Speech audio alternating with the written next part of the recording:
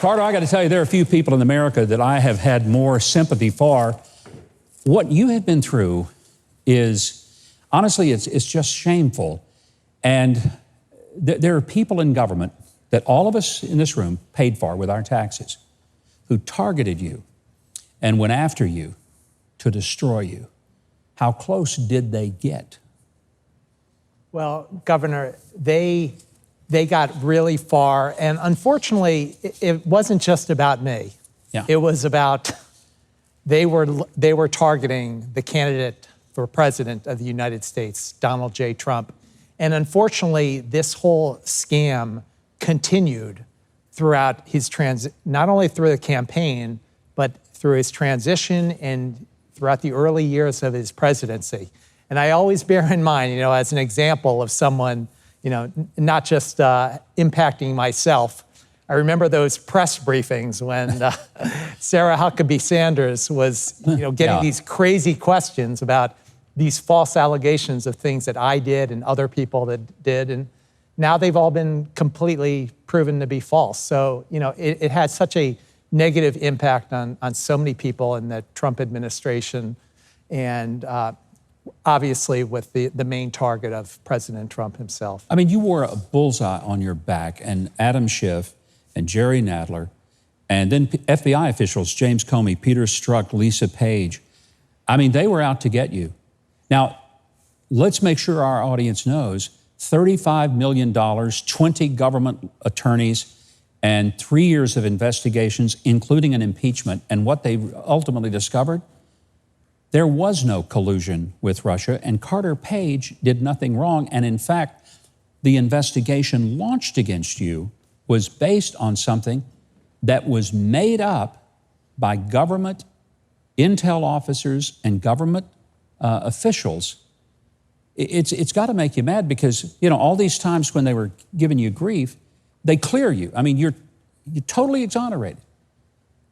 But the lasting effect of that, Carter, is still there, isn't it? It absolutely is. And unfortunately, they built upon that in a lot of the things that you talked about in your opening monologue. Unfortunately, this is a pattern which has continued.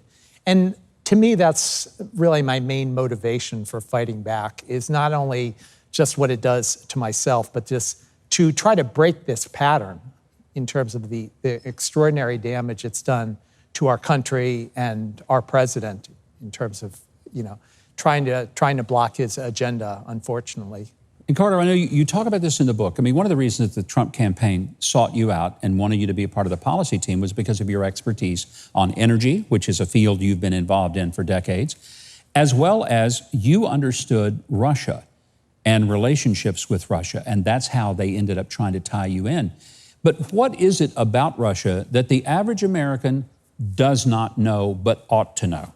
It's a great question, and I dig into this in my book. Unfortunately, if you think back during the Reagan administration, one of President Reagan's biggest accomplishment was ending the first Cold War. Mm-hmm. And unfortunately, that is exactly what then candidate Trump called for in his first ever presidential campaign, trying to find new approaches to foreign policy, particularly this one adversary in terms of this very hostile relationship between Moscow and Washington.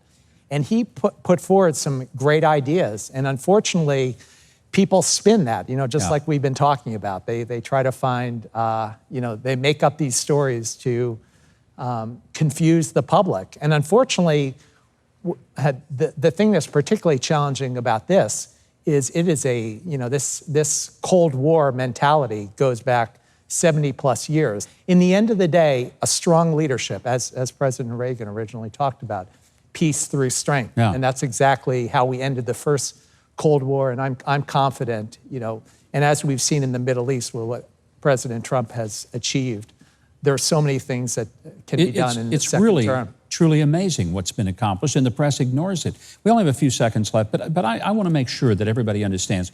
You get exonerated, no charges ever filed. Everybody says, okay, Carter Page, good guy after all. But this has cost you a fortune. You've had to hire attorneys. Can you ever get that back?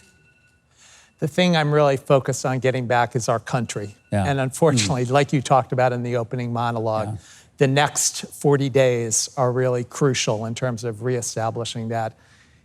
I don't know whether I ever can, but the thing that I bear in mind is really the need to fix this terrible problem that's been created and really exposing the what really happened. And I take those initial steps in my book, Abuse and Power, but I think over the coming weeks and months, hopefully we learn a lot more. And I know there's a lot of ongoing investigations, but we'll see. Well, I want people to read the book because I want them to understand what can happen in a time when people with government power abuse it and why we cannot let that go. It has to be consequenced.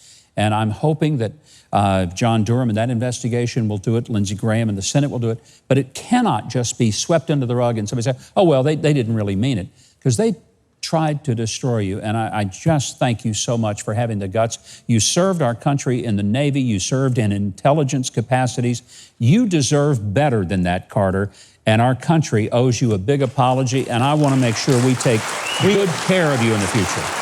We owe you as well, Governor Huckabee. So I really, really appreciate it. And thank you. You know, you're an inspiration. So well, I want to tell our audience you can get your copy of the book Abuse and Power at carterpagebook.com or anywhere books are sold. Also, if you want to keep up with Carter on social media, do so at Carter W. Page.